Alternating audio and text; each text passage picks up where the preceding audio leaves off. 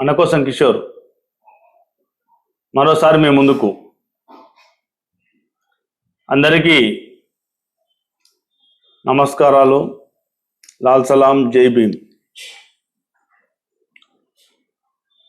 ఈరోజు టాపిక్ మాదిగ దండోరా ముందు కొన్ని ఆలోచించమని విన్నపాలు. మిత్రులారా, ఈ మధ్యనే మాదిగ దండోరా వార్షిక ఉత్సవాలు జరిగాయి. గ్రామాన, పట్టణాలలో, అంబేద్కర్ విగ్రహాల దగ్గర, వివిధ ఆఫీసుల దగ్గర కూడా ఈ కార్యక్రమాలు జరిగాయి. అదే సందర్భంగా మందకృష్ణ మాదిగ గురించి అంతకుముందు జరిగిన ఆయన జన్మదినానికి సంబంధించి కూడా విపరీతంగా జరిగాయి. నేను మీ ముందు ఆలోచించమని కొన్ని విషయాల గురించి చెప్తా ఉన్నాను. 30 సంవత్సరాల క్రితం ఒక ఆశయంతో మందకృష్ణ మాదిగ గారు తీసుకొచ్చినటువంటి మాదిగల ఆత్మగౌరవం పేరుతో వచ్చిన దండోరా అనేక పోరాటాలు చేస్తూ తన లక్ష్యమైనటువంటి ABCD వర్గీకరణ గురించి పోరాటం చేస్తూ వస్తూ ఉంది. మాదిగ దండోరా ఉద్యమం మాదిగలకే కాకుండా అనేక కులాలకి పోరాడే శక్తిని, ఐక్యమత్యత కావాల్సినటువంటి బలాన్ని ఇచ్చింది. నా బాధ అంతా ఏంటంటే కులాలు బలపడడానికి కూడా ఒక అవకాశం ఏర్పడ్డది. డాక్టర్ బిఆర్ అంబేద్కర్ కులాలలో అణచివేత వ్యతిరేకంగా పోరాడమన్నాడు, కుల నిర్మూలన కొరకు పోరాడమన్నాడు, వెనుకబాటుతనానికి వ్యతిరేకంగా పోరాడమన్నాడు. మరి వెనుకబాటుతనానికి వ్యతిరేకంగా జరుగుతున్న మిగతా రెండు బాగానే ఉన్నాయి, చేస్తూ ఉన్నారు. వెనుకబాటుతనానికి ఎక్కడ నుంచి వస్తూ ఉన్నాయి బీజాలు? అసలు ఎక్కడ వెనుకబాటుతనం మాదిగల్లో ఎక్కడ కనిపిస్తూ ఉంది అంటే 30 ఏళ్ల నుంచి చేస్తున్న ఉద్యమం ABCD వర్గీకరణ అందులో చేయాలని అన్నారు. దాదాపు అన్ని పార్టీలు కూడా ABCD వర్గీకరణ అప్పటి నుంచి సమర్థిస్తానన్నది. ఆ స్లోగన్ అలాగే కంటిన్యూ అవుతూ ఉంది, పరిష్కారం జరగలేదు. కానీ ఇప్పుడు నాకు కొత్త ఆలోచన వచ్చింది. అసలు ABCD వర్గీకరణ అవసరమా, లేకుంటే ఇంకేమైనా ఉద్యమం అవసరమా? ఇప్పుడు ABCD వర్గీకరణ ఎందుకొరకు? రిజర్వేషన్లు వాళ్ళకన్నా మాదిగల కన్నా తక్కువగా ఉండి ఆర్థికంగా ఆలోచన విధంగా లేకుంటే బలంగా ఉన్నటువంటి మాలలకు సంబంధించి మేజర్ కొట్లాట. నా ఉద్దేశం ఏంటంటే అసలు రిజర్వేషన్లు కాదు, ప్రభుత్వ రంగమే లేకుంటే ఎవరి మీద కొట్లాడతారు? మిద్దె మీద కొట్లాట పెట్టి ప్రభుత్వ రంగాన్ని మొత్తం అమ్మేశారు. సగం అయిపోయింది, ఉన్నది కూడా అయిపోతుంది. మీకు ABCD వర్గీకరణ వచ్చే వరకు అప్పుడు మీ రిజర్వేషన్లు ఎక్కడి నుంచి తెచ్చుకుంటారు? అయిపోయిన ఏమంటారు, నాకు సామెత రావట్లేదు. అయిపోయిన సమస్య అది. ఇప్పుడున్న సమస్య ఏంటంటే ప్రైవేటీకరణ ఆపాలి, ప్రైవేటీకరణకు వ్యతిరేకంగా మాదిగ దండోరా ముందుకు రావాలి. నీకు కొలువులు కావాలంటే, నీకు రిజర్వేషన్లు ఫలించాలంటే కనీసంగా అది మిగిలితేనే, ఆ ప్రభుత్వ రంగం మిగిలితేనే నీ రిజర్వేషన్లు అవకాశం లేదు. నువ్వు చెప్పినట్టుగా నువ్వు ఎవరికైతే ఒత్తాసు పలుకుతూ కేంద్ర ప్రభుత్వానికి ఒత్తాసు పలుకుతూ నువ్వు మొత్తం ఆయన ముందు పెట్టేవే ఎవరు? మన మందకృష్ణ మాదిగ గారు. ఆయన్ని ప్రైవేట్ రంగంలో రిజర్వేషన్ చేస్తాను అని చెప్పమనండి, అప్పుడు లాభం.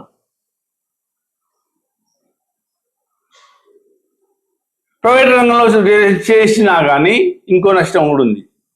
ఇంకో దాని మీద కూడా పోరాడవలసింది. ప్రైవేట్ రంగంలో రిజర్వేషన్లు కావాలని పోరాడాలి, ప్రభుత్వ రంగాన్ని కాపాడుకోవడానికి పోరాడాలి, ఇంకో దానికి కూడా పోరాడాలి. మరి రిజర్వేషన్లు మాదిగలకు ఇక్కడ ఎంతవరకు వస్తూ ఉన్నాయి, ఎవరికి వస్తూ ఉన్నాయి? మాదిగలకు కేటాయించిన రిజర్వేషన్లు ఎవరికి దక్కుతూ ఉన్నాయి? ఉన్నంత వరకు. మాదిగల్లో ఉన్న డబ్బున్నోడు కాదా, బీసీలలో ఉన్న డబ్బున్నోడు కాదా? ఎట్లా అంటే ఒక అధికారి, ఒక రాజకీయ నాయకుడు, వేలు కోట్లు లక్షలు సంపాదించిన వ్యక్తులు కొంతవరకైనా ఈ మాదిగల్లో కూడా పెరిగారు. ఒక 5% మంది ఆ విధంగా పెరిగిన వాళ్ళు ఉండొచ్చు. నీ రిజర్వేషన్ అంతా 5% మందికే వస్తుంది.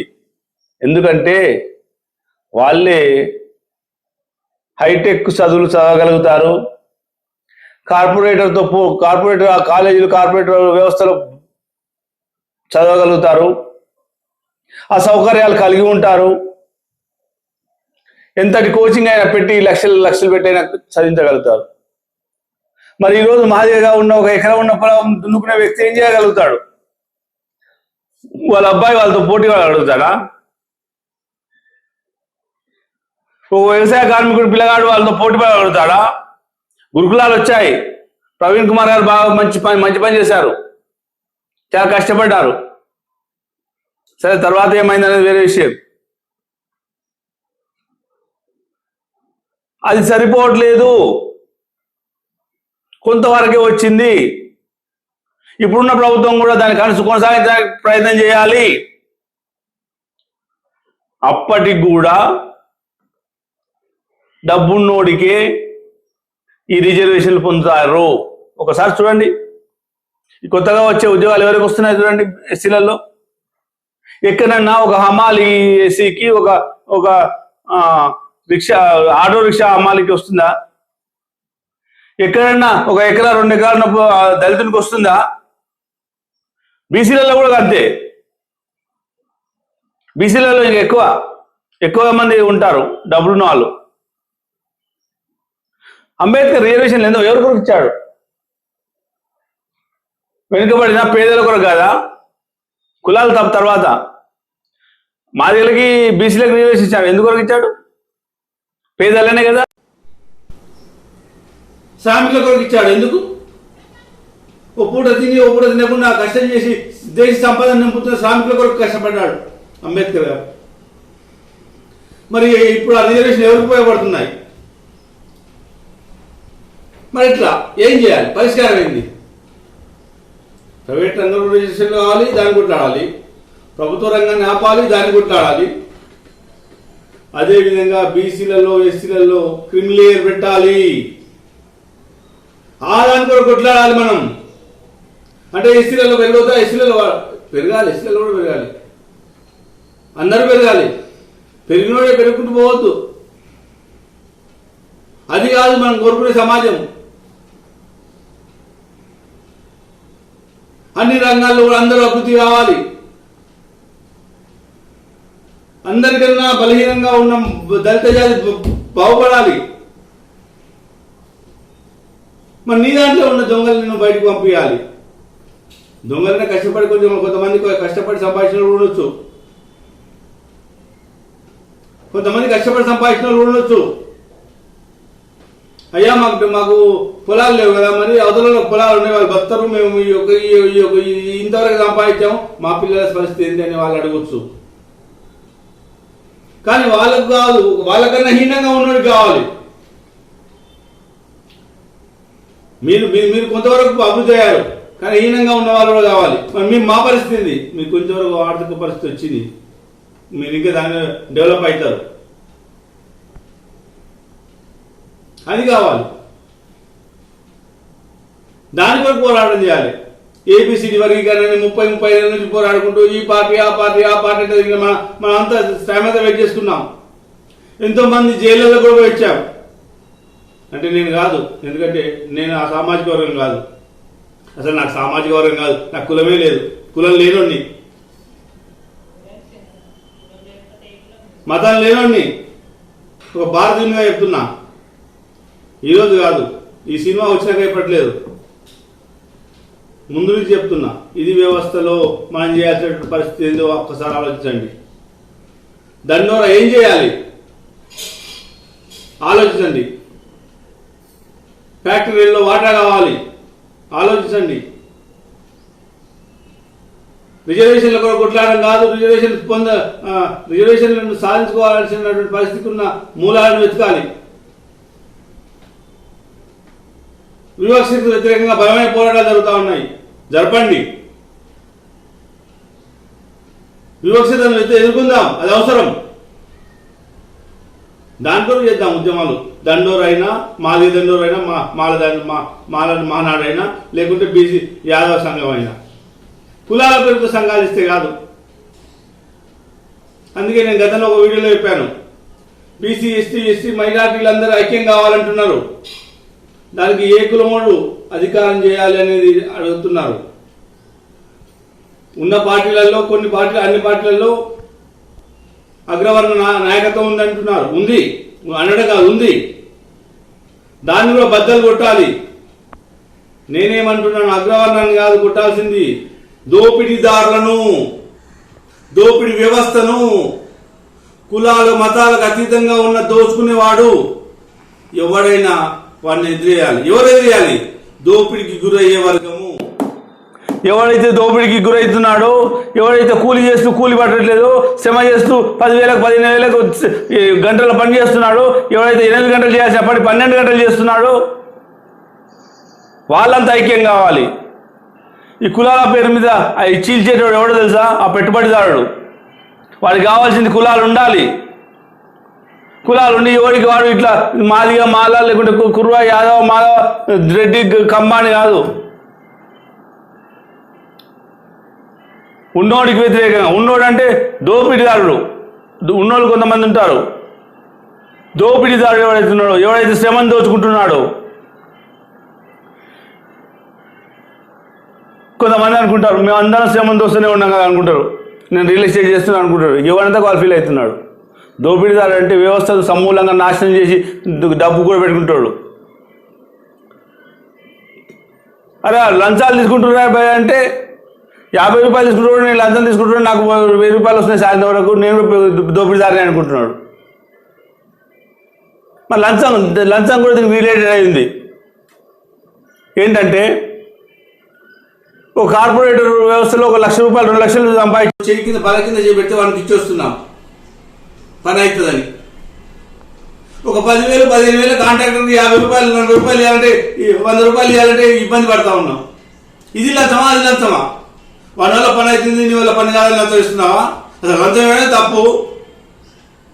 ఉన్నోడికి దోచి పెడతా ఉన్నావు. నువ్వు ఉన్నోడికి ఇవ్వకుండా లక్షల్లో జీతం ఉన్నావు, నీ గల్లబట్టి పని చేయించుకొని ఎవరైతే పేదోడు ఉన్నావో వానికి ఇస్తే నష్టం కాదు, అది లంచం కాదు. నీ ఇంటి ముందు కార్మికుడు ఎవరు మున్సిపల్ కార్మికులు పనిచేస్తారు, మోరీలు ఎత్తిపోస్తారు. ఆ ఎత్తిపోయినప్పుడు 100, 50, 200 ఇస్తే లంచం కాదు. వాళ్ళకి వచ్చేది 10,000, 15,000, 15,000. వాళ్ళకి పిల్లలు లేరా? మురికిలో ఉన్నోడు మురికి అని ఉండాలనా? ప్రభుత్వం ఇవ్వాలంటారు. ప్రభుత్వం ఇవ్వాలని నువ్వు ట్యాక్స్ కూడా కరెక్ట్గా కట్టాలి. వాడికి 50, 100, 200 ఇస్తే తప్పు కాదు. లక్షల్లో జీతాలు తీసుకొని పబ్బుల పండి బార్ల పండి తిరుగుతూ ఒక పూటకి 1000 రూపాయల భోజనమైనా తినే నా కొడుకులకి ఇవ్వద్దు. అది లంచం. ఇది బాధ్యత. వాడిని ఆదుకోవాల్సిన బాధ్యత, వాడి కుటుంబాన్ని చదువు చెప్పాల్సిన బాధ్యత, వాడు మంచిగా బతకాల్సిన బాధ్యత మనది. మన కూడా పని చేస్తా ఉన్నాడు వాడు నన్ను క్షమించని తమ్ముళ్ళు. ఆవేశం వచ్చింది. వాళ్ళు కాదు, వాడనద్దు. వాడిని వాడనాలి, ఆ దోపిడి దాన్ని వాడనాలి. సరే, టాపిక్ పక్కోయింది. చివరిగా దండోరా మిత్రులకి, మీరు ఎటువైపు పోవాలో నిర్ణయించుకోండి. నువ్వెంత, నువ్వు చెప్పేది, నీకు సంగతి ఏది మాకు తెలియదు. ఇవన్నీ నేను చల్ల ఉంటే సరే, నాకు రాజకీయ బీర్ పాటలు వస్తే సరే, నాకు ఇంత మందు దొరికితే సరే, నా జీతం ఇంకా సరిపోతుంది. మరి నీ కొడుకు పిల్లలు ఏం కావాలి? నువ్వేదో రాజకీయ నాయకుడి కింద పూట బజ్జానికి పొలావు తిననీకే ఇంత మందాగానికి పోయిస్తావు. నీ పెళ్ళేమో ఇంట్లో ఒక ఊరంతా కష్టపడి సారి పెళ్ళం కదా భార్య పెళ్ళమని అనొచ్చు. ఊరంతా కష్టపడి పొద్దుసారి కష్టపడి శ్రమ చేసి వస్తే ఇంకా సరిపోకుండా గుంజుకొని పోతావు తానికి. ఏమంటే జై నేను కాంగ్రెస్ పార్టీ, నేను బీజేపీ పార్టీ, నేను ఇంకో పార్టీ. ఆలోచించు మిత్రమా, నువ్వు ఎటువైపు? లాల్ సలాం, జై భీమ్. ఈ వీడియో మీకు నచ్చితే లైక్ చేయండి, షేర్ చేయండి, మా ఛానల్ని సబ్స్క్రైబ్ చేయండి.